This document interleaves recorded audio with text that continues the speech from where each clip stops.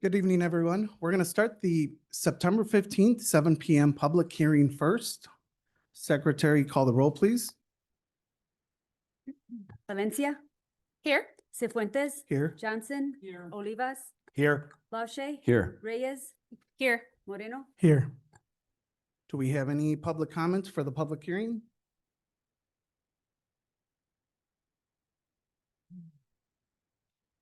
And this has to do with the district budget. There's another one. Hold on just one second.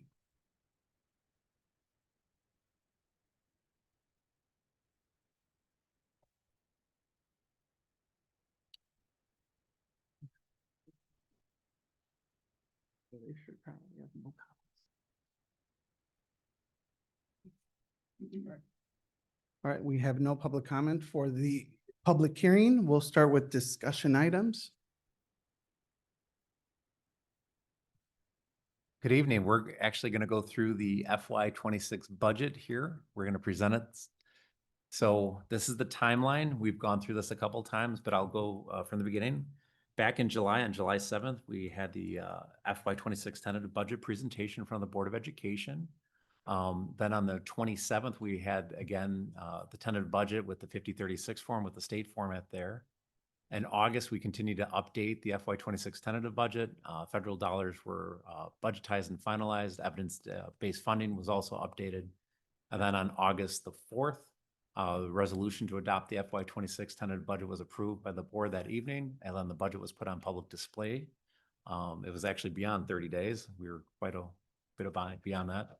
And then 9:15 tonight, this is our public hearing for the budget this evening, and during the regular open session of the meeting, we have an action item tonight for the approval of the FY26 budget. Next slide. So some of the budget assumptions are that CPPRT will be decreasing by 20%. This has been updated. The state has actually come back. It was a smaller decrease, but still we are seeing additional dollars there. Interest income will still be at 4% plus. State categoricals they are decreasing by 3%. We're also assuming all four payments. Rollovers are now officially included. Evidence-based funding has been officially announced, and federal funding still decreased by approximately $2 million. Salaries on average have increased by 3.75%. Benefits on average by 8%. Purchase services by 3%.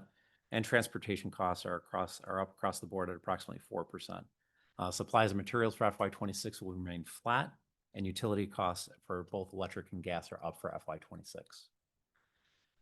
So this is the revenue summary by fund. As you can see, our largest fund is the education fund. We're bringing in almost $200 million there. About 75.7% of our entirety of revenue is coming in the education fund, followed by operations and maintenance at 7.9% or just under 21 million, debt service at just under 14 million, transportation at 7.9, IMRF and Social Security at 6.3 million, capital projects at 5 million, and working cash at 50,000. Tort and both fire prevention with the set amounts of 50 and 117.50. Next slide. This is a visual breakdown by revenue by fund. As you can see from the previous slide, the biggest fund there is the education fund, then followed by operations and maintenance, and then debt service. Next slide. So this is a breakdown of the sources of funds. As you can see, 22.1% are from local sources, 68.3% come from state, and 9.6% are coming from the federal sources for a grand total of $263 million and change. Next slide. The expenses, this is across all funds here. Our largest expense is the education fund at almost $200 million. Again, percentage of breakdown at 75.7%. O&M, operations and maintenance there at 20.6 million, debt service at 13.8, transportation just under 18 million, Social Security and IMRF at 6.3, and working and capital projects at 5 million for total expenditures of 263,000 or 263 million. Next slide. As you can see, again, visually broken down, a vast majority of the expenses are coming out of the education fund, followed by O&M and debt service and transportation. Next slide. So this is the expense summary by object. You'll see we'll have salaries up there, benefits, purchase services, supplies, materials, capital outlay, and other objects and non-capital outlay. Again, Most of our expenses are people and benefits. If you look at it, it's just under 65%. So 135 million for salaries, 35, just under 35 million for benefits, purchase services at 50.3 million, supplies and materials at 14.6, capital outlay at 6.2, other objects at 20.8 million, and non-capital outlay at 1.2. Again, more than half the pie chart is salary, and then 2/3 combined with salary and benefits. And then purchase services there in gray at 19%. Next slide. So in summary, revenues at 263 million at $311,828, and expenses at 263,068,811. We're running a surplus budget right now of $243,017. Any questions? So I have a question. So, lower enrollments, how much did you factor that in? Because I've never seen the enrollments, dip to such lower levels. Sure, enrollment is declining. Staffing is still remaining the same. We're actually up a couple percentage in FTE for this year as well. As far as accounting for the budget, enrollment is used for evidence-based funding from Mhm. year to year. There's a hold harmless in evidence-based funding, meaning you won't receive less money than the year that you prior. That's correct. So, which is advantageous for us right now with declining enrollment. Okay. All right, and how much, I was looking at the fund balance, so how much of the fund balance, is included in the fact that we have to pay the state back and the fact that, we did get the bond money for the Career Center? Is the bond money in your numbers? Right now, the bond money is in fund balance right now until we start the project. Okay, Correct. and how about the state money payback? What level are we at with that? I know we've made a couple payments. Sure. So we're going to be working on our third of 5 payments coming up for this year, and it's included in the budget as well.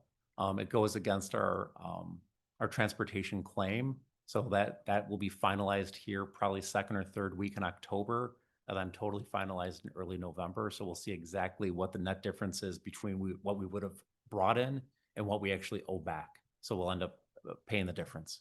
Okay, all right. So can I get that number kind of factored in? Yeah, it's actually in the budget right now. We have an estimated number in there of about 2.9 million. Not repayment. necessarily, because we have a lot of other expenses coming up, as far as paying down.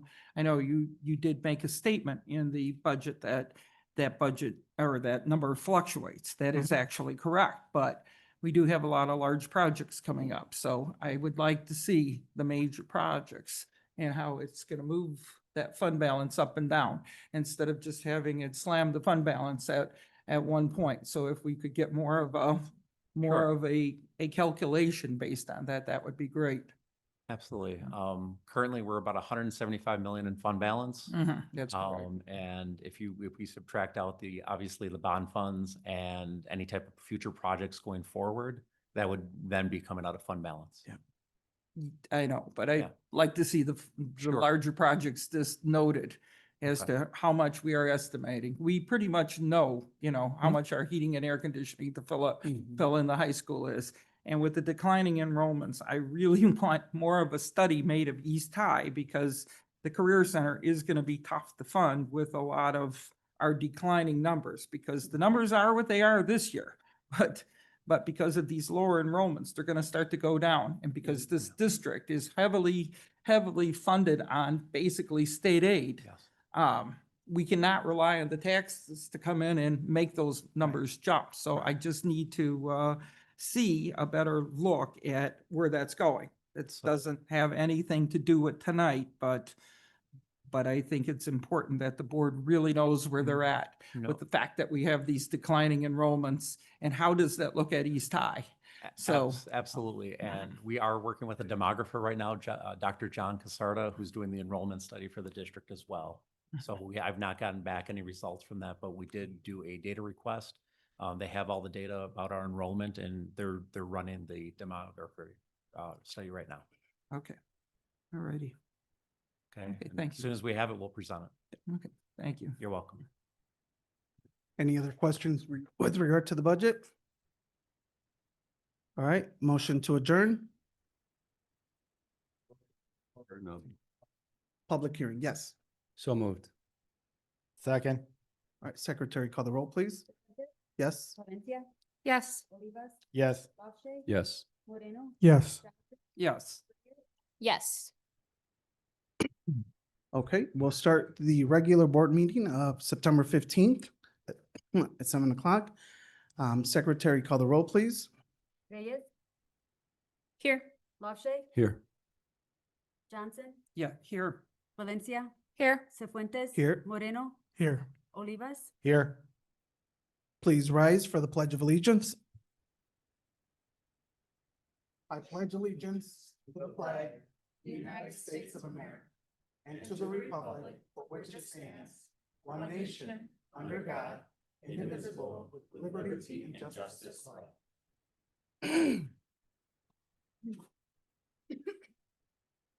All right, we'll start with public comment, and let me just get the clipboard here.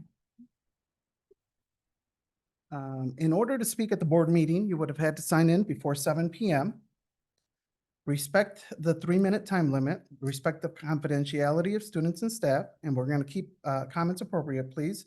Now, I want to make sure with the board, if we're okay, we do have quite a few speakers on the sheet. And typically, we only allow 20 minutes when we have quite a, public comments. We only allow 20 minutes. So I wanted to see if it's okay with the rest of the board to extend it out an extra 15 minutes to provide 35 minutes for public comment. That's fine. All right, we'll start with the first one. So Theodia Gillespie.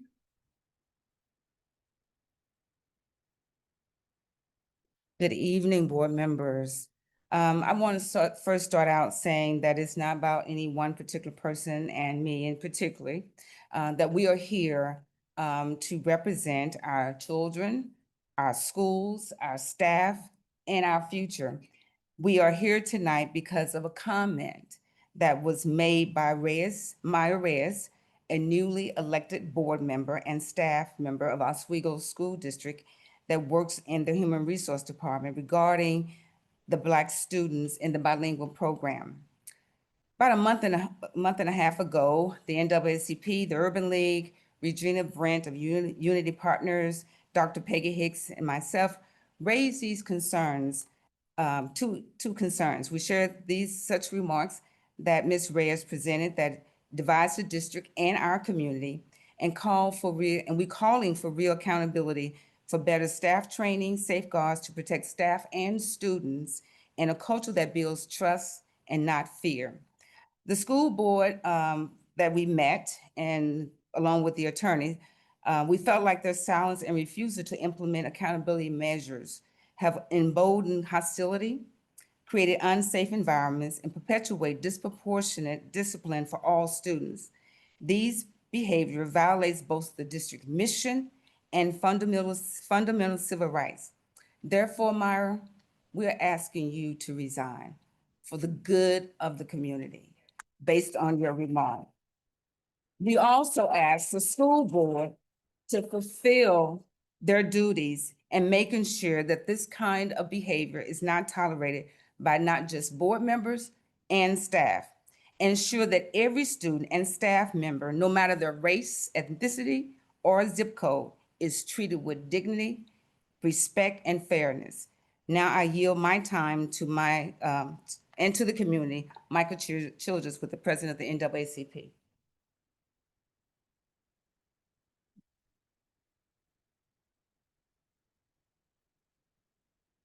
Thank you, Ms. Gillespie. Good afternoon, good evening, board members. First of all, I'd like to thank the School District 131 for allowing me to speak today. I also want to thank the Quad County Urban League for its partnership with the NAACP. I just want to make sure everybody understands there's no daylight between the Urban League and the NAACP, no. I came to speak about the board member, Myra Reyes' comments on a recording that surfaced a few months ago. On that recording, she stated that Black students should not be allowed to learn Spanish as a second language because it would take away their inherent advantage and make everyone equal. I keep asking the question, keep getting the question asked of me. Do you think Myra Reyes is a racist? Well, I don't even know her. My comment is always back, I can't look in a person's heart, can't look in a person's soul. I'm here to deal with the behaviors and the responsibility she has to the community. We clearly have an elected official that does not share those beliefs. She clearly believes that students should be siloed into groups that would give certain groups an advantage over Black students. This belief system is something we've been fighting since 1619. For 407 years, that belief system has infected this country. As we stand here today, ICE is roaming our communities like rabid robots, looking for people, looking for human beings, while the NAACP is reaching out the hand of brotherhood. This person's comments makes a mockery of the relationship that we are building with our Latin brothers and sisters. It puts everything in terms of a zero-sum game. Her comments has now gotten the attention of all of DuPage, if not the entire country. With the attention, the NAACP intends to take the opportunity to consolidate our power in voting before the next election. Because of this, the NAACP is asking Ms. Reyes to resign immediately from her position in the school board District 131. The NAACP doesn't take asking for resignations lightly. She has violated the core trust of our very existence, which is to ensure political, educational, social, and economic equality of all citizens, eliminate race prejudice and racial discrimination, and we advocate for the civil rights and laws to educate the public on their constitutional rights in every language and any language they so choose to take. And with that, thank you.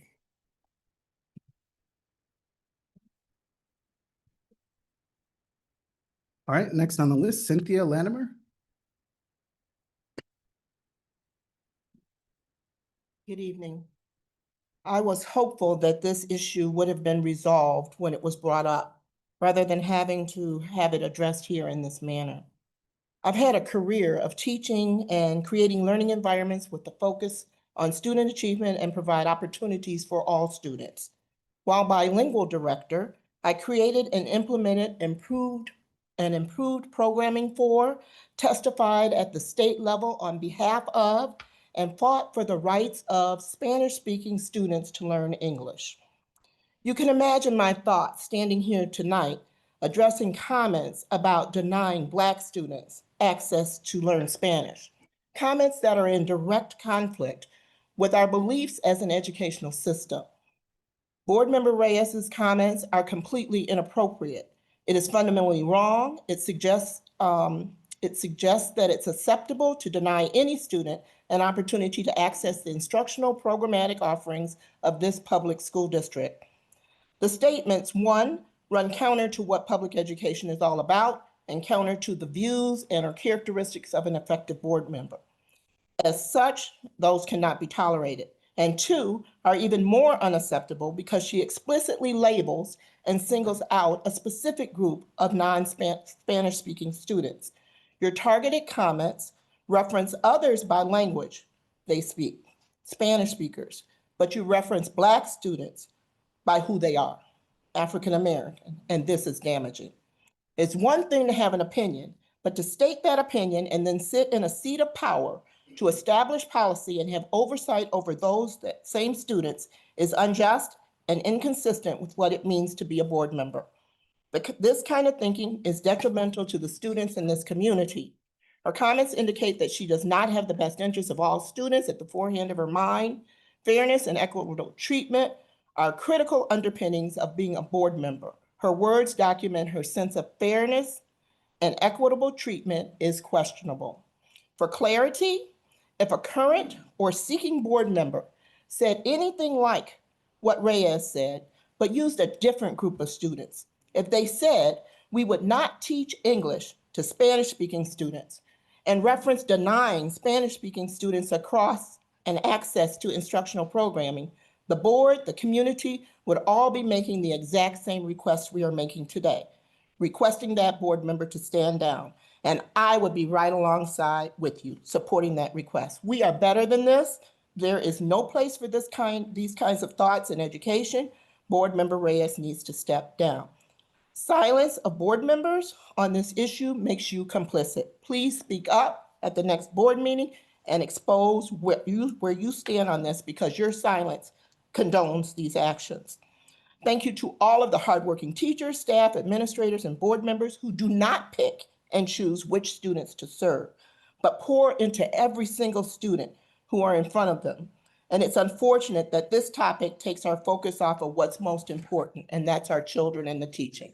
Thank you. Thank you.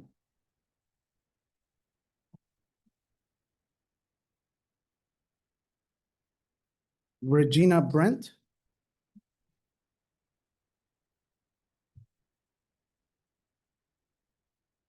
Good evening, everyone. I want to start off by saying I'm appalled of these images. Because when you walk in this room, and I've never been here before, it gives you a false pretense of what's supposed to be happening here, opposed to what's really happening here. Okay? Ms. Reyes, I just want to tell you a little bit about what I do. Our organization is Unity Partnership. We partner the community with policing to basically rebuild trust and relationships. And I have a nephew who's chief designer for Nike. And one year we got 7,000 pairs of shoes. We distribute them all over the state of Illinois. I didn't ask anyone if they're Hispanic. Everybody got them because I believe in fair treatment. I see on your line of items here, board members, line item E says you distributed backpacks. We did that at the beginning of the school year. We sent them down to Pembroke. We sent them on the south side of Chicago. We sent them all over. We didn't ask anyone what color are the recipients. There's a food pantry. I just left Reverend Jesse Jackson. I'm an expansion of the King family as a godchild. It's a minister sitting in this audience who is connected to the King family. We just distributed with the Church of Jesus Christ Latter-day Saints, the Martin Luther King Project, and Rainbow Push, 70 pounds of food, 70,000 pounds of food, 10 meats, 2 bags of condiments. We didn't ask no one, are they Hispanic? We didn't ask them that. My point to you, ma'am, is that politicians have a fiduciary oath to serve the community at large. We're supposed to have everyone's interests at heart. Public servants, they are supposed to make sure that the legislation, that the requirements of anyone learning in an educational system is fair treatment. For you to make accusations about prohibiting Black children from learning Spanish is appalling. And not only that, but you have a president of this United States in the White House right now talking about this country is going to become the language of just English. And so perhaps if you're caught speaking Spanish, okay, you're going to be put in the same position we were in back 600 years ago when we could not read or write, when it was illegal to read and write or to marry anyone else other than your own race, or even to get married.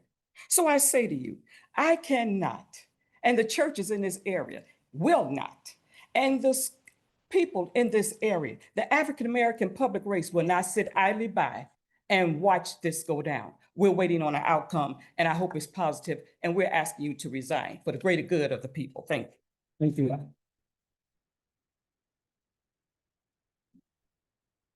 Sir Vincent Gaddis.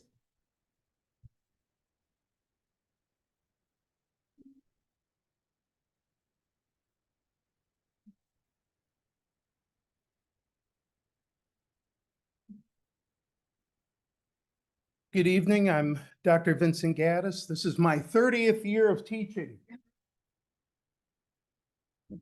I'm a professor at Elgin Community College. I'm a resident of Aurora. And I'd just like to say that this discussion tonight really is about values. Because values are what a community or a board or an individual decides what is allowable and what is not, what is acceptable and what is not. What are the moral imperatives behind policy?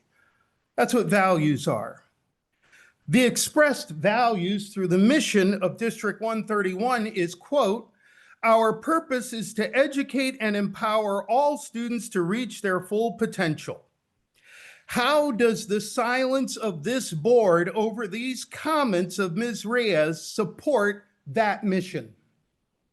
How do the comments themselves square with the mission of the East Aurora schools? How do the comments hold up as a value statement that Black students shouldn't be able to get bilingual education? How does the knowledge and damage of those comments is that an accurate reflection of the mission of your district? We have two values going on as exemplified by these comments.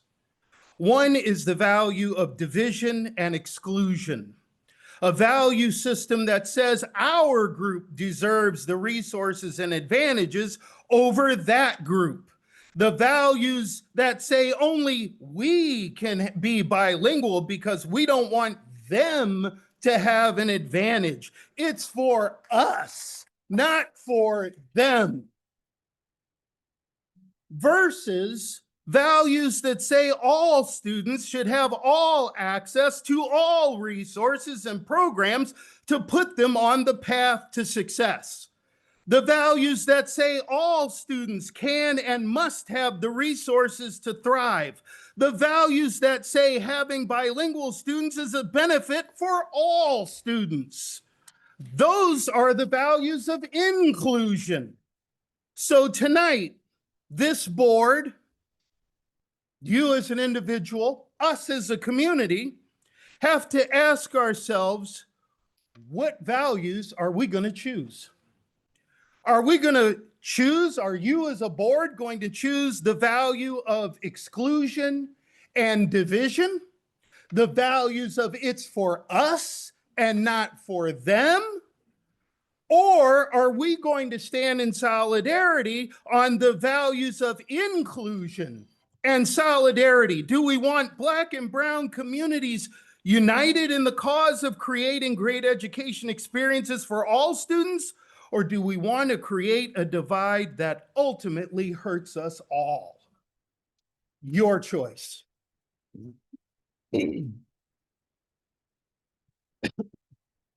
Randy Ryder? Randy Ryder?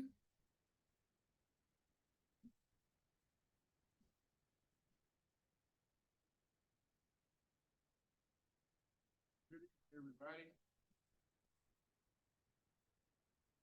I'm just going to piggyback off of what Mr. Gaddis just said. It is the impotence of this board and its leadership that has allowed this to take place. You all should be looking at yourselves because you allow this bigot on your staff.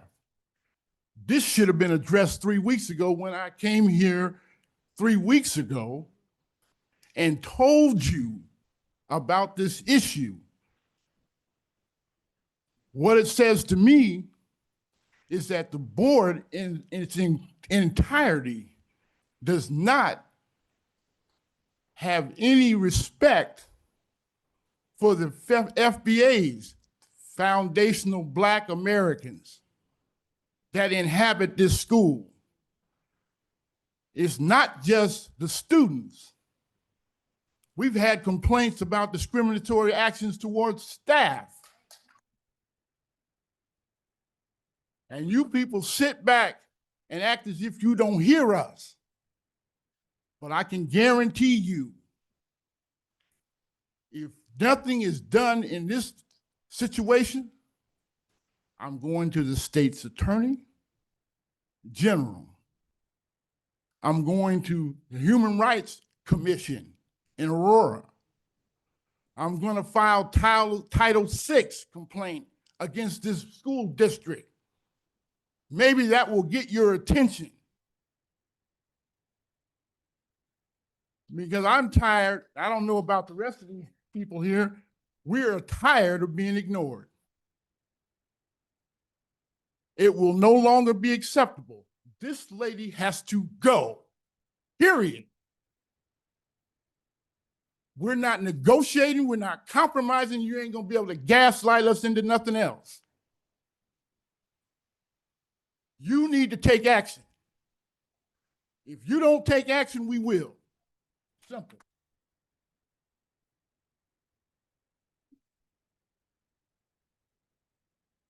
Pastor Birch.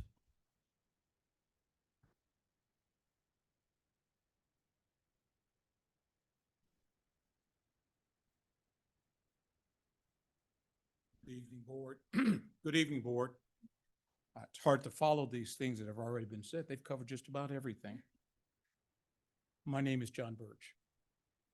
I am a 50-year resident of the East Aurora School District. My children have benefited from the education that has been provided by your agency over the years, and I thank you for that.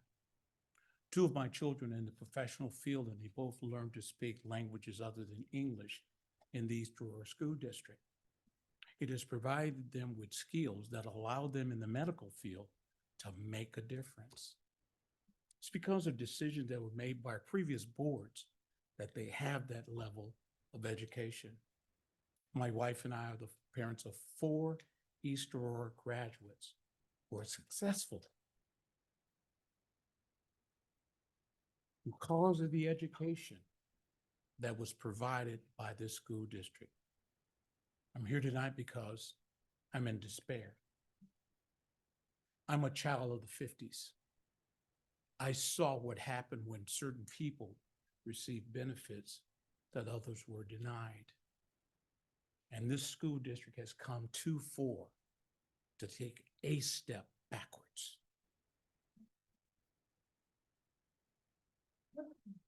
I am disappointed because my expectation of you was that you would feel the way I do.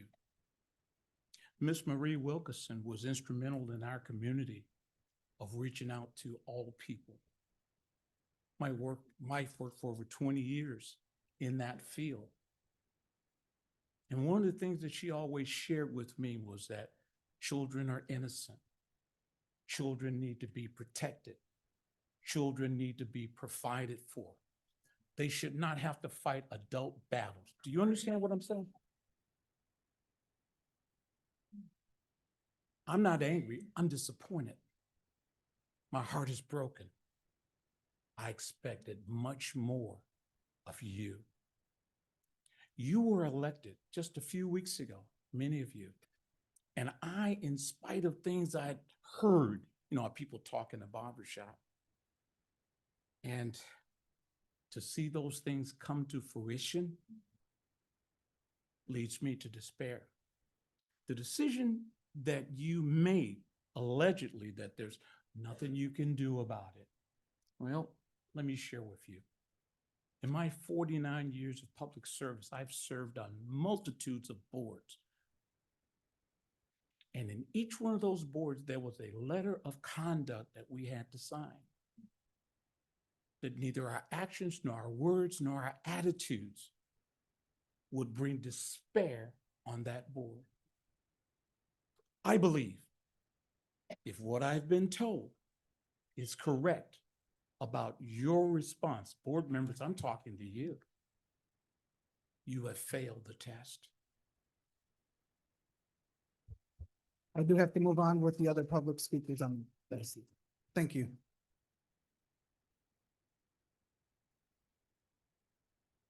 Pastor John Thompson.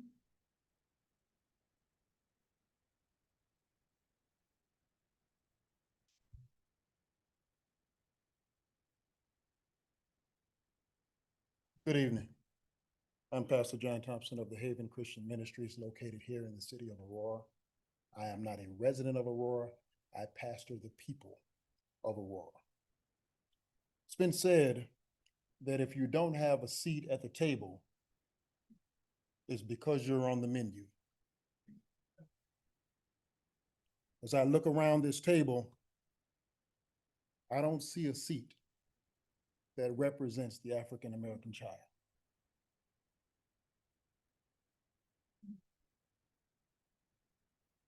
Now, you don't have to represent the African American child simply because you have that child's skin color.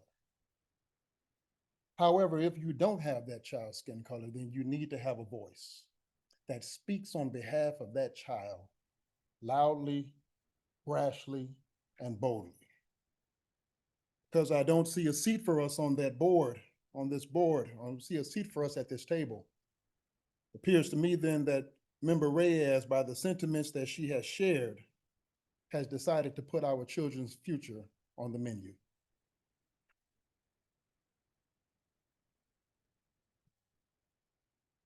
And here is one of the undeniable moments where representation matters. I'm hard pressed to believe that Board Member Reyes would have made these comments so cavalierly if she had to make them in the presence of African Americans at the time. But somehow she felt brave enough to say it in a room where she did not know she may have been being recorded, knowing full well that she would not get public pushback for it. I don't blame you. You're being who you are.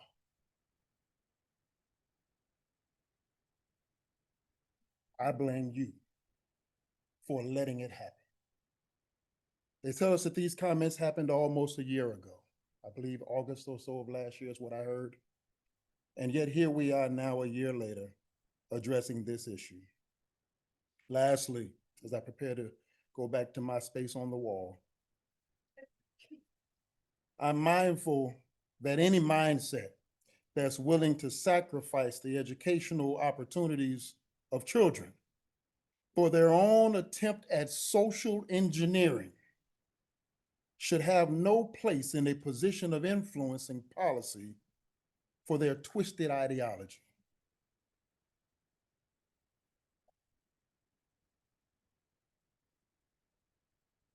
I pastor here in Aurora. The church where I pastor, we've given away 300 bikes to kids. Never once asked anybody's ethnicity.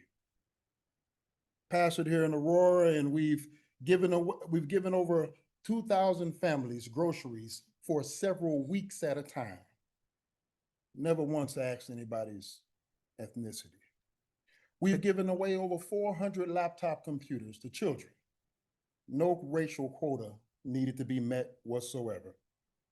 How then is it, with all of this sharing that's going on in the community that has nothing to do with race or ethnicity, that you, our elected officials, see fit now to specify who has access to a quality education based on their ethnicity?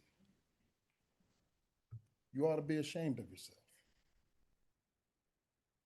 All right, I do have to move on to the next one. Thank you. Desiree Fultz. Rosaire Fultz.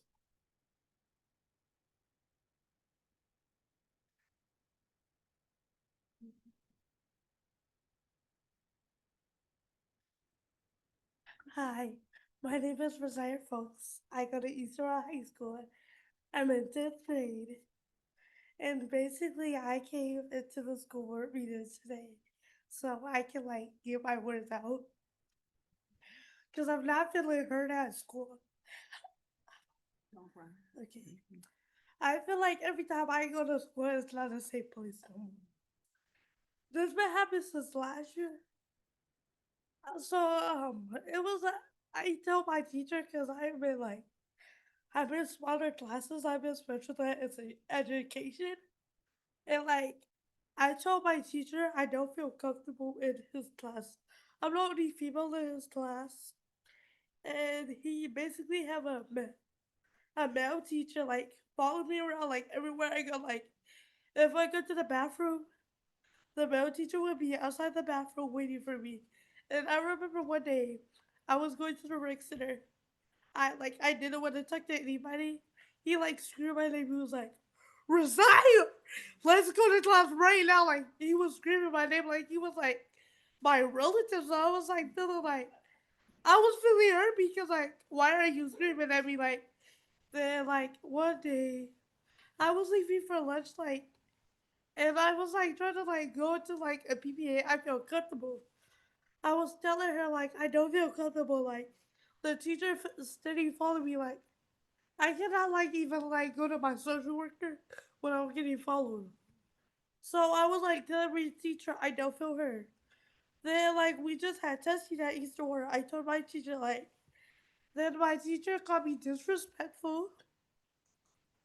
Like he was like, "Oh, all you do is use your phone." And my class, da, da, da. That's not even true. All I do in class is listen to music in all of my classes. All my teachers let me do that. So then he was like, "Oh, you're very disrespectful. Let's talk about the phone rule, Mister. I know the phone rule, but like, you let me use my phone every day. Even during testing, he didn't take my phone. He let me use my phone." And I was like, "Okay, I feel weird."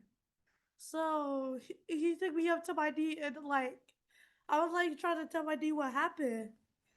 And my D was like, "Shut it up. I don't even want to hear you. I heard stuff about you since last year." Because she wasn't even my D last year.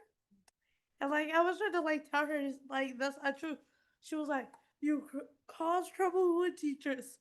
You so disrespectful. Like, you look on the home train and like, she was basically like coming at me like she loved me." Then I was like, "But that's not even true." Like, and she was keep going on about stuff that happened last year. And one day, like, I was like talking to like my principal about it because like she let me like sit out of a class like one day last year.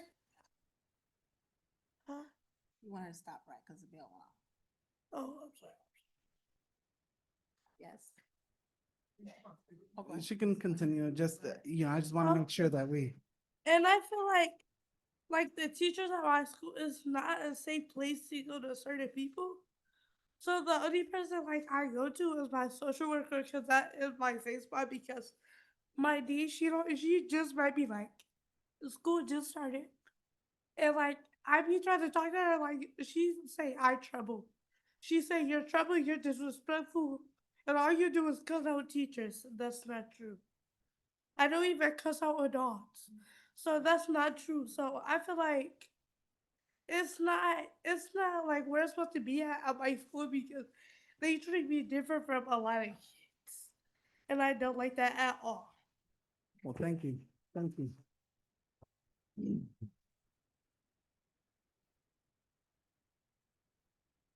All right, next public speaker, Mary Foltz. Thank you. So in case you don't know, that's my granddaughter, Resire. She did good, you guys. Give her a hand. Resire comes from a place of a lot of sadness. My granddaughter coded twice. She's very shy. A lot of people in this room, this community, they know Resire. To have someone to say those things about her hurt me, hurt her. I reached out to some people. I talked to some people. I got out of the hospital. 2 days later, I got an Uber over to East Aurora High School because it wasn't right. I was unannounced, but there were some staff members that met me. We talked about some things, but then to find out the things that were happening, she's in SPED. You heard her. Those are her words. She came to me and said she wanted to come to a school board meeting. And it just happens to fall in line with everything else that's happening here. Now, many of you know I ran for the school board, not once, but twice. I ran on the morals of parents, kids, my grandchildren. I have 13 of them. I have a child right now that my granddaughter, my oldest granddaughter, is afraid to put my great-grandson in District 131 because he's nonverbal autistic.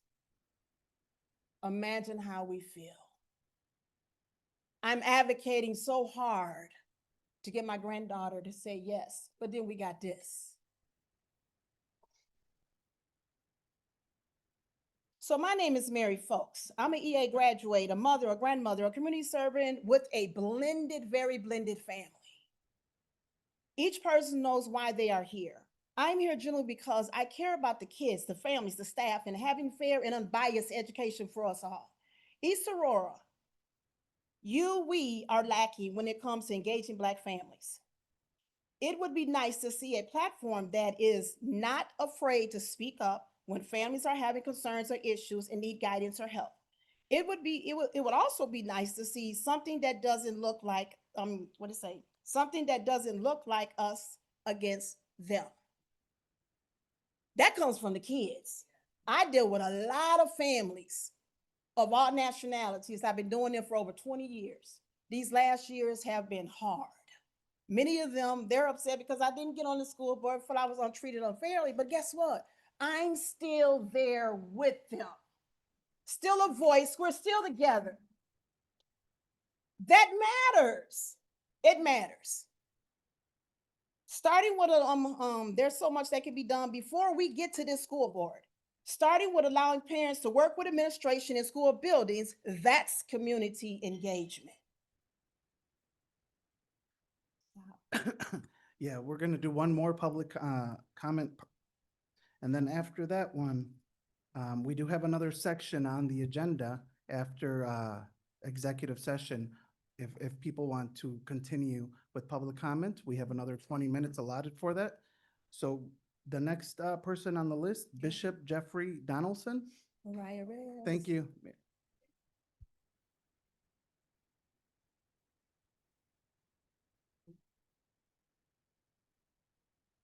I am Bishop Jeffrey Donaldson. I was born in Aurora in 1957, and our class just celebrated its 50th anniversary. The class of East High, we just celebrated the 1975. We just celebrated 50.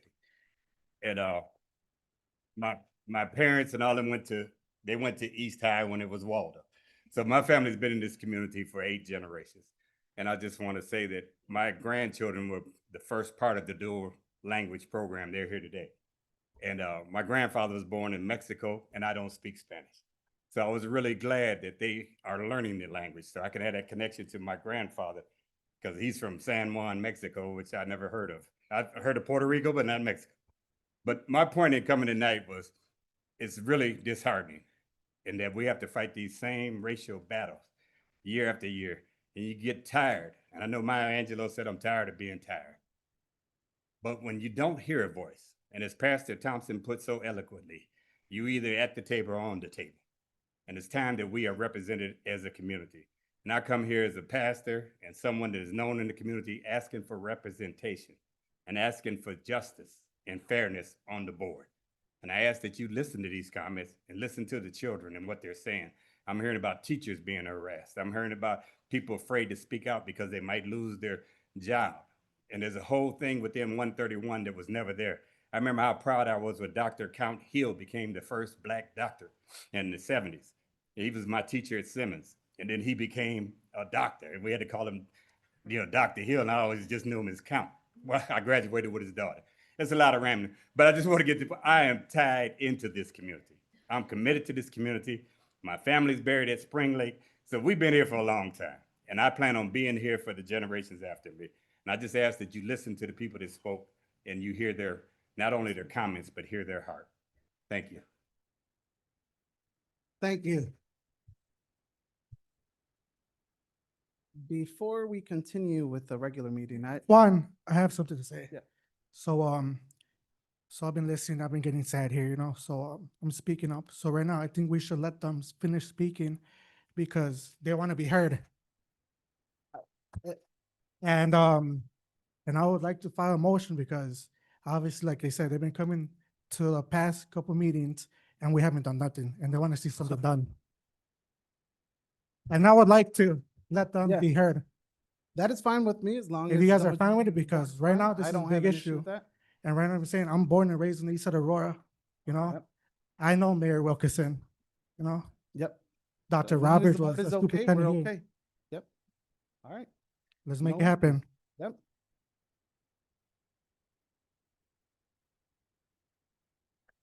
All right. The next person, Jariah Donaldson.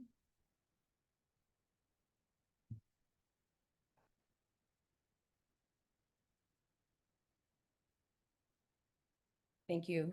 Good evening. I just want to say, as a Black mother of a Black daughter who's been part of District 131's dual language program since the beginning, and my nephew as well, Thomas was also part of this program, I feel deeply compelled to respond for my daughter and nephew. This program has been nothing but short of a blessing. It's given them the confidence that they needed, the problem-solving skills that they needed. It's also allowed them to expand other opportunities for themselves. They're in band, they're going to different field trips and things like this. So this program has really been life-changing for us. And at her school at Cowherd, she has many different classmates with many different cultural backgrounds. There's even a student from Russia. So the dual language program is not just for Spanish speaking or English speaking, it's dual language. There's two languages. It's got to be different type of languages. So so the attack of just Black children not being able to have access to this, as a Black mother and as a woman who's been raised in this community and had to carve my way, and I thought things were better. I thought they were better. To hear those comments was so disappointing, and to know that all the work that I've done personally myself and the ways that I've tried to pay for my daughter, we still got ways to go. We still got ways to go. And a woman of color, come on. I don't know what made you think you're separated from everybody else. You're in it too. You're in it too. So when we're looked down, you're looked down. Got off my notes. This is why it's so disappointing to read the comments made by Mrs. Reyes in this article. Words matter, especially from those who sit in positions of leadership and have influence over our children and their future. When our leaders dismiss and diminish the value of programs that are lifting students up and programs that clearly fulfill the district mission, they are not just questioning the program, they're questioning the worth and the potential of the children and the family it serves. For this reason, I stand with the community leaders calling for the resignation of Ms. Reyes over the board. Our district deserves leaders who believe in equity, who embody the mission they represent, who fully respect the support of the diverse community they serve. Anything less is a disservice to our children, our family, and our future. You have to go. You have to go. There's no room. There's no room. And as a single parent who is tired, making all efforts to make sure my daughter gets to these programs and to make sure that she has all the resources, to have someone sit there and say that my efforts are useless, are wasted, and that she has no future, how dare you? How do you owe the parents an apology? You owe the parents an apology who worked hard and to make sure that their children are provided for. This program has been a helpmate. It helps with transportation, it helps with meals, it helps with tutoring and everything. This program has literally been that other parent on the side of me. And for you to sit here and deny opportunities just because you feel like you could say that, you have to go. The community's spoken, you gotta go. Thank you. Thank you. Amina Hart.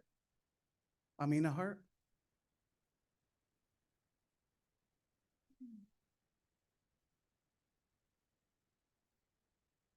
Thank you.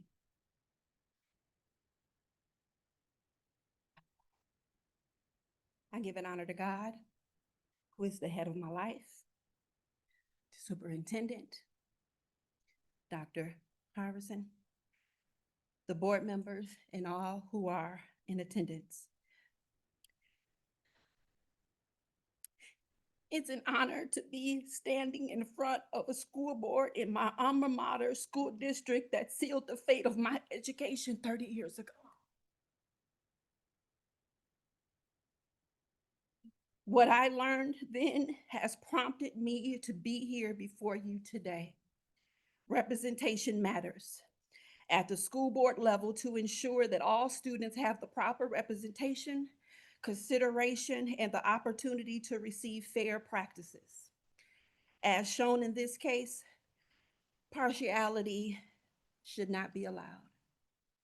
Although we respect freedom of expression, Board Member Reyes spoke of taking opportunities from specifically African-American students to give Spanish speakers an advantage in the workforce. Taking away a learning opportunity from one race with the sheer intent to benefit another is poor conduct, unfair practices, and systemic racism. As you know, of all of your policies, I don't have to read them, I'm sure you know, right? Far as section 130, far as your philosophy, right?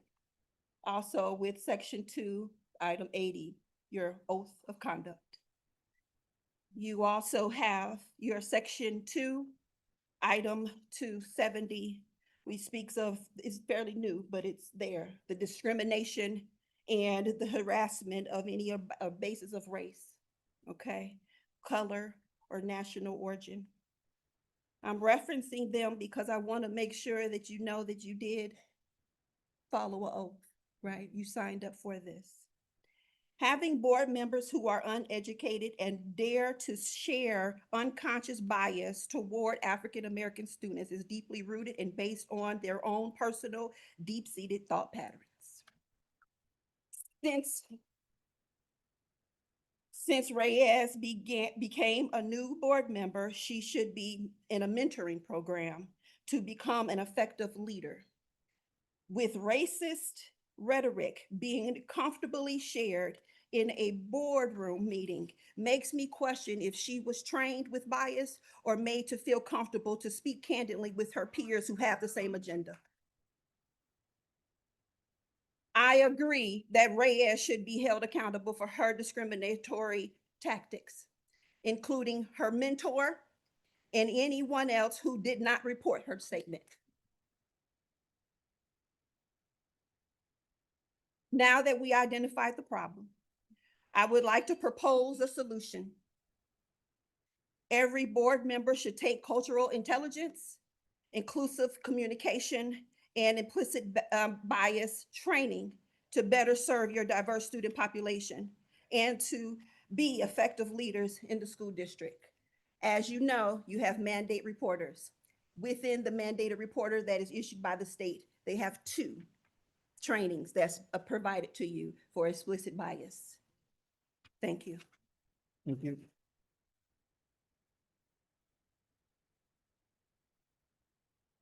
Jessica Ekman.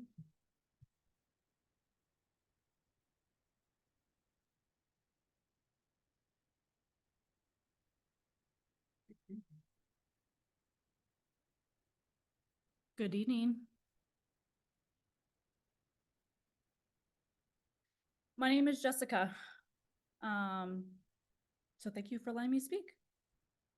I'm addressing a recent article in which Superintendent Halverson was publicly quoted in a response to the concerns outlined in the NAACP's letter that he is launching audits, updating staff training, and updating processes for hiring and retaining staff who reflect the values of our community and are equipped to meet the evolving needs of our students. Per the article quotes, he further emphasized the importance of fair and equitable treatment for all and spoke of his lifelong ties to Aurora. While these words sound promising, the hiring practice prior to his tenure appeared fit to this ideal. And actually, the practice under his leadership are the ones that raise significant concerns. Effective March this year, upon assuming his role, numerous members of the cabinet and executive cabinet, leaders with exemplary records, with lifelong ties to Aurora, one with stellar letter of recommendations from you, Dr. Fuentes, were non-reviewed, renewed, or recommended for demotion. These decisions were not performance related, but as Superintendent Halverson has communicated his prerogative and allegedly his determination of who was a good fit. It is a matter of record that those individuals deemed not a good fit were all African American or of African ancestry. And that the superintendent's current executive cabinet is now composed entirely of white administrators whom he has recommended for hire. Without speculating on intent, the community can glean from this outcome What did not make those individuals a good fit? This result stands in direct contrast to the superintendent's quoted commitment to fair and equitable treatment and to leadership that reflects the diversity of East Aurora. I respectfully ask this board which of his communications support these decisions and how do they align with the district's obligation to equity? Furthermore, given the community's investment of thousands of taxpayers' dollars in a superintendent search earlier this year, I urge the board to make it transparent whether a superintendent was in fact a recommended candidate for the search firm. In the last 15 years, up until March 2025, we have not faced racial concerns of this magnitude. Since he is launching an audit, this would be one worth adding to the list, as the community deserves clarity on whether these issues stem from a superintendent whose leadership skills are undermatched or insufficient for the role, from decisions that reflect bias and discriminatory practices, or from both. So tonight, accountability should be shared with Myra Reyes and the superintendent. Thank you.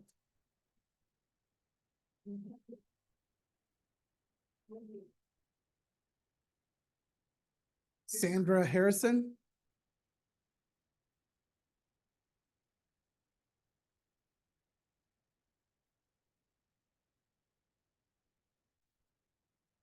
I'd like to say, Mr. Moreno, thank you. I appreciate your consideration for our voice. As Black leaders and community stakeholders, we are deeply concerned about the ongoing climate of exclusion and inequity at East Aurora High School District 131. Our voices get reported as grievances, but we stand firmly on truth. Black students, families, and professionals at East Aurora are experiencing systemic bias, exclusion, and disrespect that cannot be ignored. Our students excel in the classroom, athletics, and in leadership roles, yet their success is met with disproportionate discipline, silencing, and barriers to opportunity. Our professionals bring skills and commitment, yet they too often are denied leadership roles and are pushed out of decision-making spaces. This is not a misunderstanding, it's a pattern. We reject any attempt to reduce this to a Black versus Latino narrative. This is not about competing demographics. It's about justice, fairness, and representation. When Black students and families say the climate is unwelcoming, they're not being divisive. They're speaking their true reality. They are speaking their experience. The claim that Black staff and students are disciplined because they fight back is especially troubling. Fighting back against inequities is not defiance, it's survival.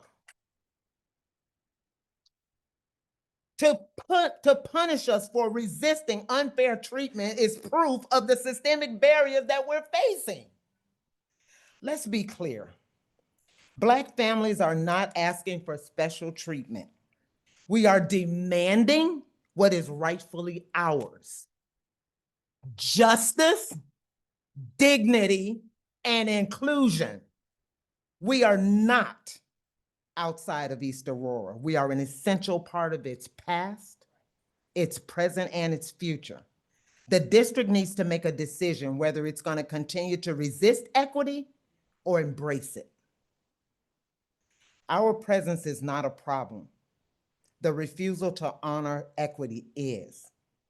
We will continue to stand, speak, and act until equity is not just promised, but fully practiced for every Black child, Black family, and Black professional at East Aurora. I won't ask you to step down. My community has done that for me.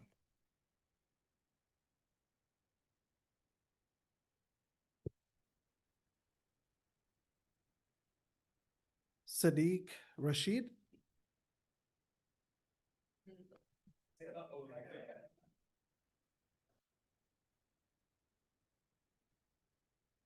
Salam alaikum. I will not dare speak above my elders. They spoke very eloquently.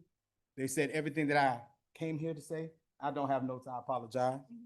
'Cause I don't need notes to speak about injustice. This is unjustifiable. Our children fight a war every day when they walk out these homes. They shouldn't have to fight in a safe space that's supposed to be school, an institution of learning, a place where they should be able to express themselves and look at adults and get back what they put in. Yes. But they come home in fear. Now they got to go to school in fear. Pastor said it best. We see no representation of us up here at all. So how can I expect empathy from you? Should I expect to believe that all of you think the same way as one spoke of themselves and their opinion, and they made their opinion reality? The question I have is, why is she so comfortable saying it? Huh? Are you the pillow that she rests her opinion upon? Because if you're that pillow, maybe we need to switch you rooms. Every last one of you. Because not never know how should a child like Rosiah, our baby sister, feel like how she feels when she go to school. Not one. And I'm not excluding any other race, but I am Black. And I'm going to talk about that because that's what I know. I don't live in the Europeans' home. I don't live in the Latinos' home. I live in a Black home with Black children, 5 of them. And guess what? They all homeschooled. You know why? I don't trust your school. I don't trust what you teach. I don't trust how you teach. I don't trust your attitude. And how are we going to teach attitude? How are we going to teach responsibility? The 2 proper things for all children, all adults. And you are irresponsible and your attitude stinks when you walk in the room. How you going to do that?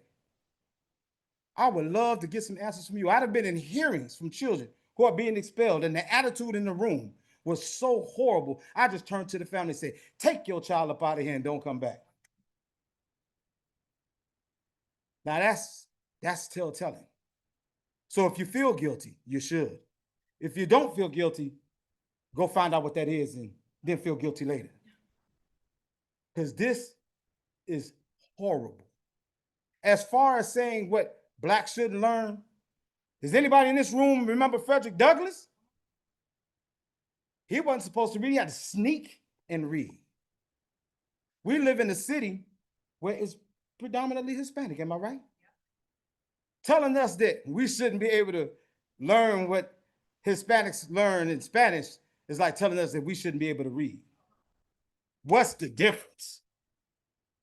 So I won't belabor the point. I won't stand up here and say everything that my fellows family has already spoke of. They did it well, and I appreciate every last one of you. I really do. But I want you to think when we leave here today. Don't react, because if you react, you're doomed to let it happen again. I want you to be proactive in your attitudes and how you carry out things. Thank you very much.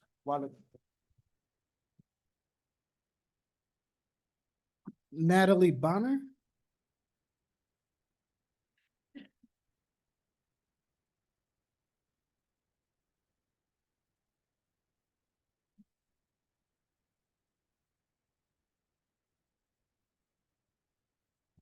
Good evening, everyone. Pleasure to be here.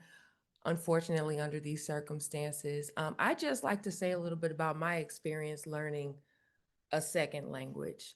So I was able to learn French. I am District 129 in middle school, and I loved the experience. So much so that I continued throughout high school. And when I went to college, I was able to CLEP out. If you don't know what that means test out of that grade, and I was able to minor in French. So I decided to take Spanish. And with that experience, I was able to learn a lot more about the culture, how it's outside of just one demographic, it's all over the world. It gave me a sense of community, a sense of connection. And for those comments to be made by someone who represents the education system is unacceptable and is extremely against everything that education means. When someone learns another language, it's not about becoming an interpreter or taking anything from any other culture. It's about connection, human connection, and communication. I work with District 131 students and they're a joy. 90% of them are Hispanic. That would be crazy for me to say, you know what? I know my program is great, but I only want to work with African American students. I would never say that because I care about all children. And that's how all children should be treated under this administration. My son is an African-American boy. He has a lot of different friends from different cultures. How are they going to relate for a child who comes in who does not know English unless he's possibly given the opportunity to learn Spanish? So what I'm saying is think twice about your comments and what they mean, especially in this city. We have worked extremely hard to mend the relationship between the Black and Brown community, and we're doing a great job. It would be a shame for something like that to set us back.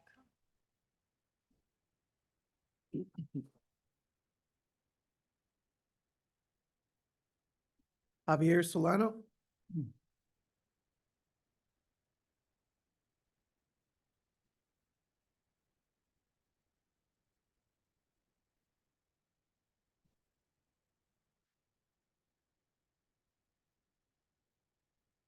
Sorry, got my notes in my phone. Was not ready. Good evening. One of the things that I want to mention to the board this night is to please be more considerate about when you guys do public comment.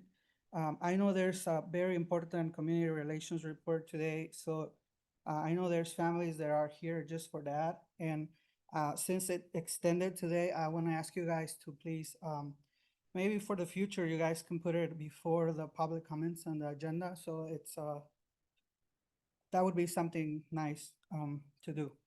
The other thing that I would like to know more information of I was very surprised when I saw that article. I honestly did not see Ms. Reyes make that comment, but I would really, I know that the superintendent sent out email regarding it, regarding the article. So it would be nice if more information went out to the parents of when it happened. Did it actually happen before she got elected? Did it happen afterwards? I mean, it doesn't change it if she said it. She still said it, but people did vote for her when she got elected. Some people voted her in. So my name is Javier Solano, and I do want to take this opportunity to thank Dr. Halverson for all your hard work and dedication that you have been doing. I know we have met a couple times, and I know that the changes are not going to come one day to another, but it's nice to see that we're moving in the right direction. I am one of those people that believes that it takes a community to educate our kids. It's not just us as parents, it also takes the teachers, it takes hard work from teachers, from administrators, but also from the community.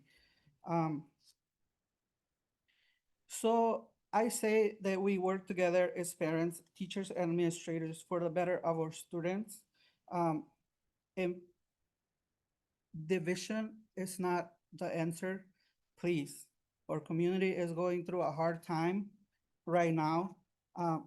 Please, I ask everybody here this evening that division is not, let's do, we united, not division, please. Thank you.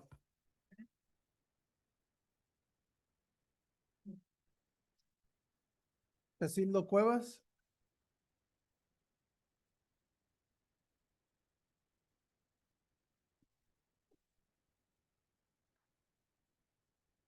Esteemed school board members and community leaders and the community as a whole. We are gathered here today not just as individuals, not merely as representatives of institutions, but as guardians of justice, equity, and the future of every child in this school district. And not only in the school district, in this city. These are not ordinary times. These are times when injustice doesn't whisper, it screams. It screams from our streets, echoes through our classrooms, and leaves its marks on the lives of our families, our communities, and it echoes in every space where silence has replaced courage. ICE is creating havoc in our community. They are stopping people like me because of me looking like me and because of me speaking in Spanish. 5 people were held today because of how they looked and because they looked at Spanish in West Chicago. Let me be clear, we can't be divided. We can't be distracted. We can't afford to let misunderstanding cloud our progress. We are not each other's enemies. The enemy is the system that profits from our pain. The enemy is the narrative that tells our children they are less than. The enemy is the lie that says justice must be rationed when it should be shared, freely and fully accessible to all. Here's the truth. When we unite across race, culture, and background, we are unstoppable.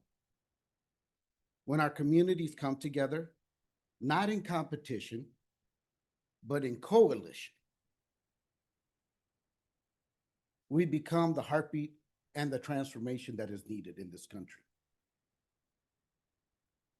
Let us build bridges, not barriers.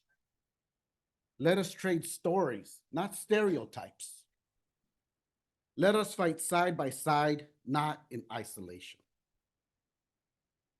As leaders, we must show up for one another in our policies, in our classrooms, in our boardrooms, and most importantly, in our neighborhoods and in our hearts. Because unity is not a slogan, it's a strategy. It's survival. It's the soul of our resistance. So today I ask you, look beside you, not with suspicion, but with solidarity. Reach across the lines that have been drawn to divide us and erase them with love, with truth, with action for everyone, not just a few. Let's be mentors to those that need to be mentored. We are not the problem. We are the solution. And together we can rise above this turmoil. Together we heal. Together we fight. Together we win. I have not heard that recording. I cannot make judgment on someone until I heard it. And I am willing to sit down with her and speak to her to remedy this, to put an amend to this. We cannot fight each other. This is ridiculous. Black on brown, come on. That's ridiculous. We got a bigger problem in this country. Thank you. Thank you.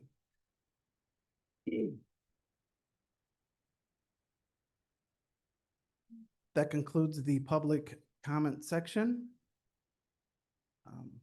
Did anybody want to say anything before we continue and move on? I just wanted to briefly say something, as board president. I want to begin by acknowledging the concerns raised by the community. Your voices matter, and your experiences that you've shared cannot be ignored. Every student and staff member in East Aurora deserves to feel safe, respected, and supported. That commitment is not something that's new, but it is something that we have to renew with urgency. So the work ahead, it's not going to be easy, but it is essential, and it is something that we have to do together as a community to make the district, where every student is able to thrive and staff members feel like they're at home. So with that, I don't know if anybody wants to. Go, Ms. Reyes. Good evening, everyone. Buenas tardes a todos. I believe that conflict often grows when communication is unclear. Approximately a year ago, I applied and was interviewed for the vacant position in the board. And I responded to a question regarding the district's dual language program. While the recent article in the Beacon News does not reflect the entirety of my response, I do take full responsibility for my poor choice of words, which are the subject of the statement. At the time of the interview, I was very nervous, as I am now, and I was so focused on responding to the questions being asked that I failed to respond to this particular question with the sensitivity and care that it warranted. I regret not being able to express myself more clearly and I deeply apologize for the hurt and frustrations I clearly have caused. It was never my intention to offend or discriminate in any way, shape, or form against any minority group. This experience has taught me the importance of slowing down enough to ensure that my words properly reflect my intent, my values, and my actions. I was ultimately not chosen to fill the vacant board seat, but that did not change my commitment to represent the district. During the 2025 elections, I worked hard to earn a place on the ballot, even harder to secure the votes needed to win this seat. And now that I'm here, I will work tirelessly to ensure that the goals set forth by this board to benefit the district employees, the students, and community are achieved. My experiences as a former student, former employee, a mother of children currently enrolled in the district, one of them being in the pilot program of the dual language, gives me a unique and broad perspective that I will use to benefit the district in many ways. I will always advocate for the respectful, fair, and transparent treatment of our staff, students, and community partners. Life has a way of bringing us face to face with our shortcomings and failures. In these moments, we have two choices. We're either defined by our failings or we learn from them and grow. I sincerely apologize for the pain my words have caused.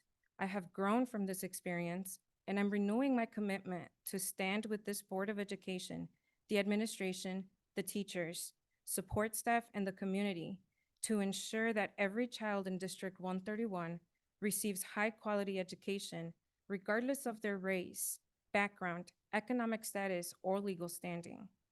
I look forward to working with the entire EA community to creating a sense of belonging for all.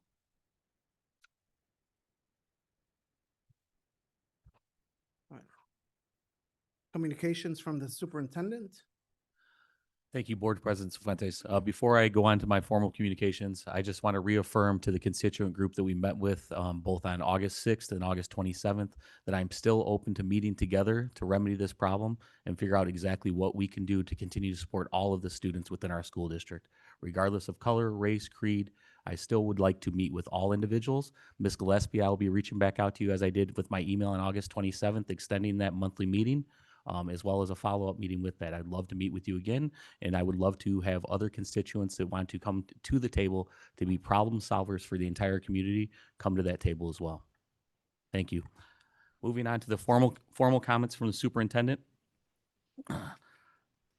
First thing we have tonight, and we can take a brief pause because we are going to recognize our student board members, so I would propose to the board that we take a brief pause. Board members, are you okay with that? Yes. Thank you. We'll take a 5-minute recession, and then we'll come back for our student board members to get the student board members up for their seats as well, okay? Thank you. Thank you.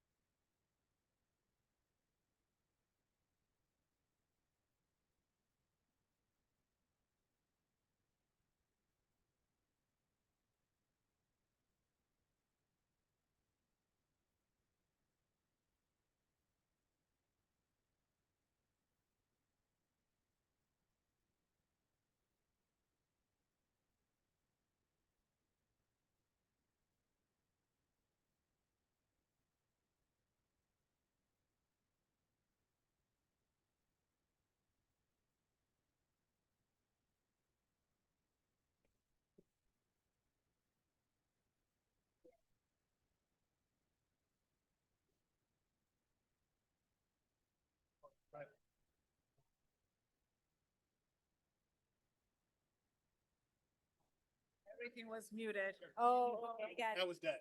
It was left on. So I didn't like this tonight. Yep, just goes on.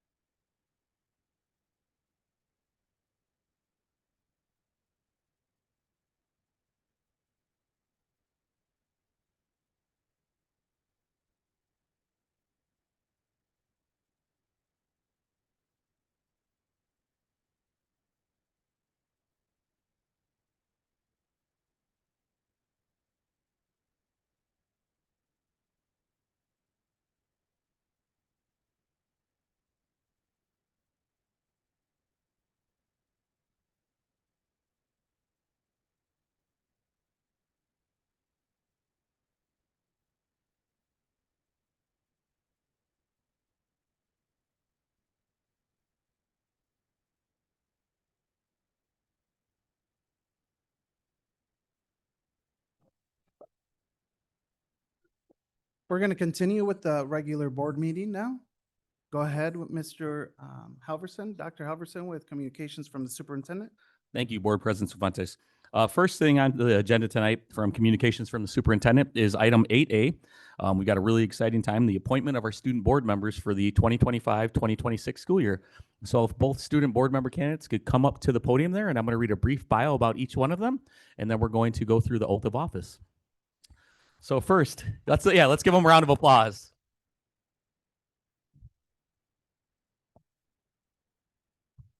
I had the wonderful opportunity last week to interview both of these candidates after Miss Morales and Miss Walker did the initial screening interviews, and both candidates rose to the occasion, really articulated their desire to see East Aurora continue to be a place that's great for all students. They really expressed their desire on just their leadership capacities. Both of these students came through our educational system all the way through from elementary through middle to high school.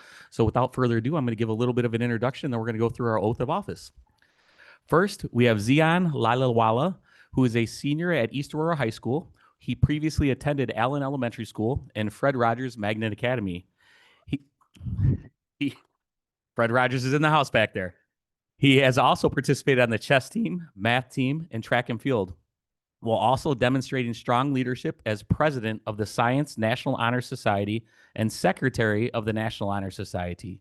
He was also selected to participate in the highly competitive pre-college summer program, Dartmouth Bound. Congratulations on that. His honors chemistry teacher, Brian Taylor, noted, he is a great listener and is approachable to all students for ideas, feedback, or just someone to talk to. And his English teacher, Shane Gillespie, shared, in addition to being an excellent student, Zion is a tremendously influential individual. When asked what he values most about East Aurora, Zion said, everyone is tight-knit and we're there for each other. Zion hopes to gain valuable leadership experience and be a bridge between the student body and administration while serving as a student member of the board. Let's congratulate Zion, and in just a second, we're going to go through with the oath of office. Next, we have Elizabeth Corral Moreno. She's a senior at East High who previously attended Dietrich Elementary School and Fred Rogers Magnet Academy. Like many Tomcats, Elizabeth's parents, aunts, and uncles are D131 alumni. She has been a part of the student council, math team, badminton, and currently serves as the president of the National Honor Society. She is a Quest Bridge College Prep Scholar who has been given the tools to get a head start on the challenging college planning stages. Elizabeth's English teacher and NHS advisor states, her infectious passion elevates the academic environment, and I have no doubt that she will bring that same energy to the school board. Shane Gillespie noted she has a passion for where she lives, the community, and people within it. Elizabeth mentioned her most favorite memory being a Tomcat has to be attending sporting events with her friends. Elizabeth hopes to have meaningful discussions as well as to help tell the student side during her time as a student member of the board. Let's give a big round of applause to Elizabeth as well. And with that, Ms. Morales is going to come out to have you guys take part in the oath of office for being a student board member.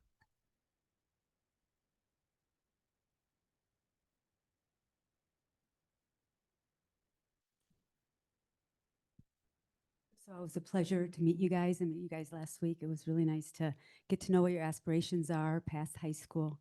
So right now we're going to take the oath of office. So I'm going to read and I'm going to pause after I read a little bit, and then you will answer I do if you agree with what I say, okay? So I do solemnly swear that I will faithfully discharge the duties of the office of school board member, of student school board member of the Board of Education of District 131, in accordance with the Constitution of the United States, the Constitution of the State of Illinois, and the laws of the State of Illinois, to the best of my ability. I further swear I shall respect and represent East Aurora's student interest by serving as a faithful protector of that interest while serving as a student board member. I shall encourage and respect the free expression of opinion by my fellow students and others who want to express their ideas to me, and I promise to bring those ideas to the Board of Education for discussion. Welcome. Congratulations. Picture? Do you mind if we take a picture? Right up here.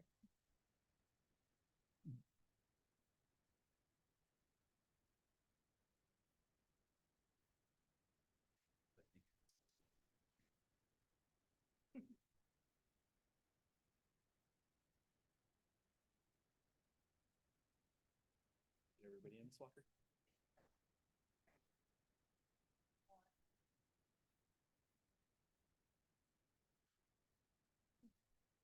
Thank you, Doug.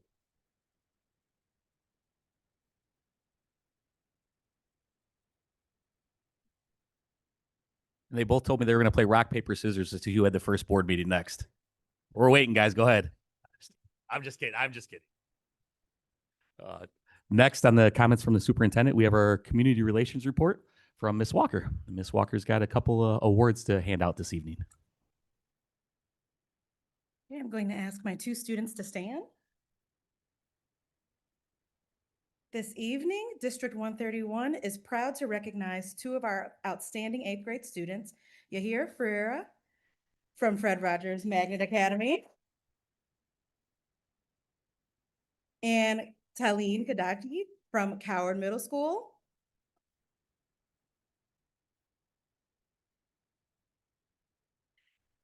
They've both been selected as Jack Kent Cook Young Scholars. So the Cook Young Scholars Program is a highly selective 5-year pre-college scholarship for exceptionally promising 7th grade students. It's a mouthful. The program provides comprehensive academic and college advising, as well as financial support for school, summer programs, internships, and other enrichment opportunities. Through this program, young scholars receive guidance and support to maximize their high school experiences and prepare to thrive at the nation's top performing colleges. Please join us in congratulating both Yahir and Taleen on this incredible accomplishment and in celebrating their bright futures as a part of East Aurora District 131.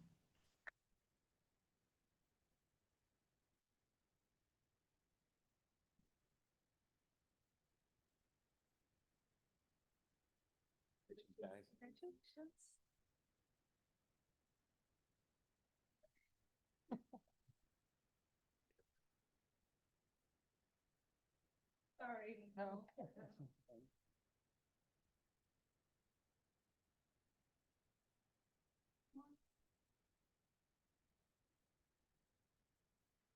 Hold on, real quick, Mom. If you want to, you want to come up and get a picture of them, real quick? Real quick, go ahead. Go ahead.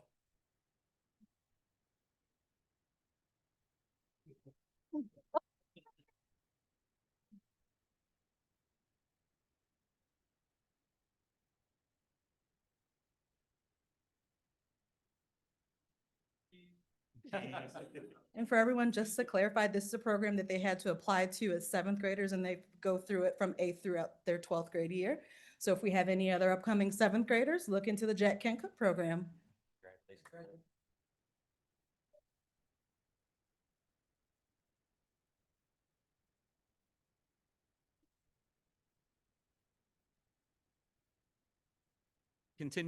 Continuing with the superintendent's report, I just wanted to highlight the fact that we're right in the middle of our curriculum nights. We had our middle school curriculum nights last week on September 9th, elementary on September 10th, and those that are in the early learning program, we have that open house on September 16th, and then our East Aurora High School and our extension campus is on September 18th. So just make sure, parents, you're looking for that information. I also would like to highlight, I don't have it on the agenda, but our girls flag football team is in their first season at the high school, and they're having a great start to the season. Their next game is this Wednesday night at home against Larkin High School at 5:30. So I'd encourage members of the audience, members of the school board, if you're available, let's stop by and support the girls in their first inaugural season of flag football. Next on the superintendent's report, when we come down to item 8.2, teacher and administrative salary and benefits report, I just wanted to provide a little context for this. Illinois School Code requires that school districts share a public report on the salaries and benefits of the superintendent, administrators, and teachers each year. The report provides a look back at the prior year and is designed to ensure openness and transparency. Tonight, we are presenting the administrator and teacher salary and benefits report for the 2024-2025 school year. It is 1 year in the rear in the board packet. and it will also be posted on our district website on October 1st. So just an informational item. And then finally, I'm going to turn it over to Mr. Cifuentes because we have the motion to approve the FY26 school district budget. All right, we'll move on to section 8.C.3. Motion to approve the FY26 school district budget. So moved. Second. Do we have any questions from anyone? All right, Secretary, call the roll, please. Valencia, Yes. Cefuentes, Yes. Moreno, Yes. Olivas, Yes. Reyes, Yes. Johnson, No, and I will be voting no tonight because I still would say this budget was not properly prepared. We really are a tier 1 school district, and that is really going to hurt District 131 in the future with its drop in enrollments and the fact that now we are a tier 2 school, something to really be watched. So I definitely will be voting no tonight. Ms. Johnson, thank you for that information. I would propose that we have Dr. Engel just provide a little update on our movement to tier 1. We have to finish. Lache, Yes. Okay. So now that we are done, it has passed. If you want to just give a quick update regarding Sure, tier- the movement from tier 2, or excuse me, tier 1 into tier 2, yeah. There's obviously the reasons, and I have a couple of reasons here. So I just want to give a little bit of background on evidence-based funding. So historically, the state has tried to fund evidence-based funding with $350 million each and every year of new money, with $300 million going towards evidence-based funding and $50 million going towards property tax relief. And this has been going on since 2017. As the board probably knows or may not know, but for FY26, the Chicago Public Schools had a $700 million budget shortfall. CPS receives the lion's share of any new funding through evidence-based funding. Also please note that CPS moved from tier 2 into tier 1, moving 87 other school districts, including, if I remember correctly, I want to say 21 out of the 54 LUDA districts out of tier 1 and into tier 2. Also, to make note, a lot of the tier 1, and I went back to 2023, the adequacy was at 73%, and the next year 77%, the year following, so this is last year for 25, but that's 78%. In for 2026, the adequacy actually dropped to 75.62, and we were just above that cusp, edging us out because CPS needed additional funding. There's also a regionalization factor that went into play, which is caused by, they call it the Comparable Wage Index. It's the CWI that was originally done by A&M Texas University back in 2017 and then was redone in 2024 by the University of Illinois Champaign, which gave Cook and Chicago higher indexes for the cost of living within their communities. And the Collier County suffered, and so did downstate, help with the regionalization factors. And that's why we ended up moving into tier 2. It does not have to do with enrollment. Any other questions? Thank you, Dr. Engel. Any other questions? All right, moving on to so do we have a motion to approve the following consent agenda as listed? So move. Second. Any questions? Secretary, call the roll, please. Lache, Yes. Reyes, Yes. Olivas, Yes. Johnson, Yes. Moreno, Yes. Cefuentes. Yes. Valencia. Yes. All right, I believe we have a couple bios, or one. One bio seat. Yes, we have one bio this evening. About that. Hit the wrong button. You hear me now? Pleased to announce Mr. Carlos Apentenko as the new Public Relations and Web Services Coordinator. He is being promoted from his current position as the district's webmaster and graphic designer.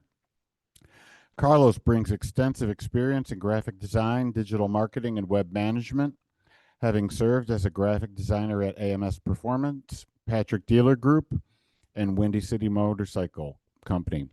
He holds a Bachelor of Fine Arts in Graphic Design from the Illinois Institute of Art in Schaumburg. Carlos, congratulations on your promotion.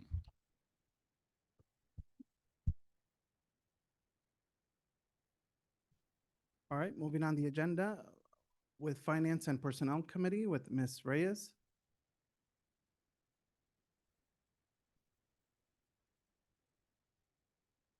Good evening, everyone. Buenas noches a todos. The Finance Personnel Committee met on September 2nd, 2025 at 5:30 here at the Administration Center. And at this meeting, Dr.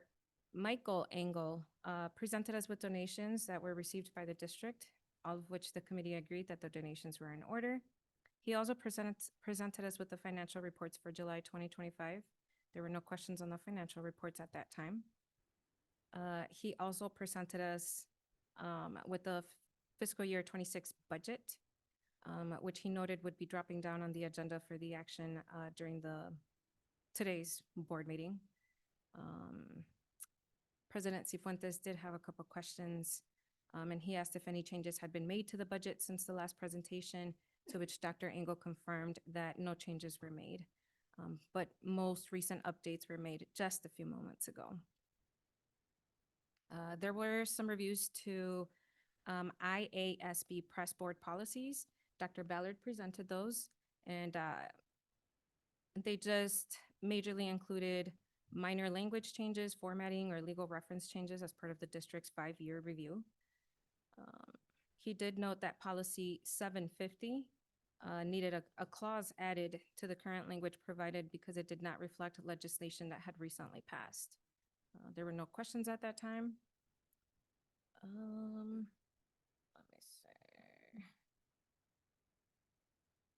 We discussed, Dr. Ballard also stated a request for 1 bilingual overload and 8 CTE overloads. He also brought up a volleyball MOU, Memorandum of Understanding, which would be similar to flag football. And it would allow boys to play volleyball in addition to the classifications for the assistant coach and head coach. Dr. Halverson noted that there was a little more time for the approval, so this would go to the full board in comparison to past MOUs, which were on time crunch due to the season start dates, and there was no questions regarding that matter. That meeting adjourned at 5:35 p.m. that night. And we do have a couple action items. 10.B.1, motion to approve 1 bilingual overload and 8 CTE overloads for East Aurora High School. So moved. Second. Any questions? Secretary, call the roll, please. Reyes? Yes. Valencia? Yes. Johnson? Yes. Lafshay? Yes. Cefuentes? Yes. Olivas? Yes. Moreno? Yes. 10.B.2, motion to approve the memorandum of understanding for volleyball at East High School. So move. Second. Any questions? Secretary, call the roll, please. Valencia? Yes. Lafshay? Yes. Johnson? Yes. Reyes? Yes. Moreno? Yes. Cefuentes? Yes. Olivas? Yes. Our next Finance Committee meeting will meet Monday, October 6th, 2025 at 5:30 p.m. here at the Administrative Center. And that concludes my report. Thank you. Moving on to Curriculum and Programs Committee with Mr. Olivas. Good evening, buenas tardes. We had our curriculum committee meeting this evening, September 15th at 6 p.m. here at the Admin Center. Give minutes of this meeting at our next regular board meeting, which is October 6th. Our next curriculum committee meeting will be October 20th at 6 p.m. here at the Admin Center. Thank you. Thank you. Moving on to Building and Grounds Committee with Mr. Lafshay. Yes, thank you, President. We met on September 2nd, and we talked about, Mr. Allen gave an update about all the summer projects and the work that was going to be completed. We talked about the first alt, the extending the contract for the bus company to match the other contract we have. We talked about our facility assessment update that we need. We've postponed the contract with Cordigan, and then Mr. Allen provided us a sample of a evaluation of one of our schools. It was very detailed. We talked about the updating the web host, and it was brought to our attention that we didn't have 3 bids. So Dr. Halverson did provide those bids to us. So I think that's an action item tonight. We talked about Oak Park gutters and flashing, and they asked for a request to go out to bid because there's some things that need to be repaired. And then finally, we had a work order summary. Mr. Allen gave a report about where we're at. And there's a couple people out, but hopefully they're going to be back soon so we can catch up. But seems like that's coming around. Our next meeting is Monday, the 6th at 6 p.m. right here. So we have one action item, and that would be, let me get it here. Motion to approve the final site, to approve the company called Final Site as the district's website host. So move. Second. Any questions?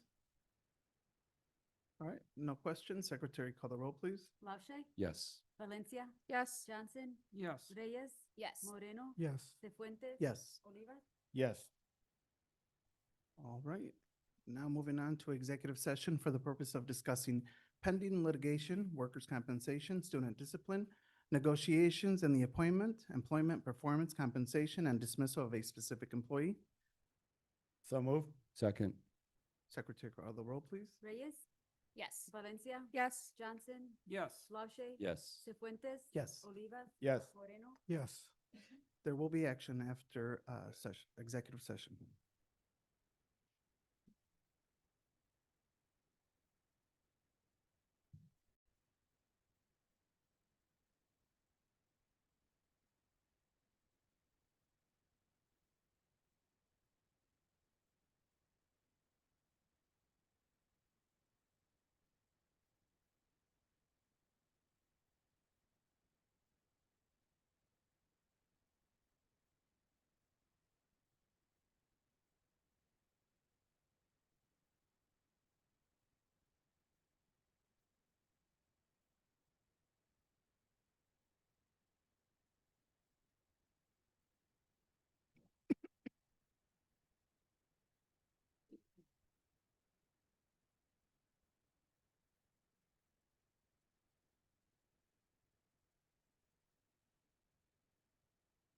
Motion to go back into open.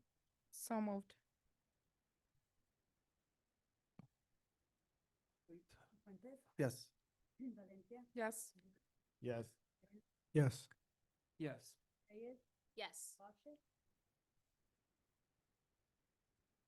Oh, I didn't realize he was. I didn't realize he wasn't here. Who's done? Oh, Judd is not here. He moved. Well, We Can continue. wait a second. I thought everyone was here. oh, there he is. It's just motion to go back into open session. So say yes. Okay. Okay. All right, we've got a motion, let's see here, where is it at? Motion 14.8, motion to approve the memorandum of understanding for the Tomcat Navy regarding the districts and Navy fiscal calendar. So moved. Second. Any questions? Secretary, call the roll, please. Yes. Cefuentes. Yes. Moreno, Yes. Olivas. Yes. Reyes, Yes. Johnson, Yes. LaShay. Yes. Motion to adjourn. So moved. Second. Secretary, call the roll, please. Reyes, Yes. LaShay. Yes. Johnson. Yes. Valencia. Yes. Cefuentes. Yes. Moreno. Yes. Olivas. Yes. All right.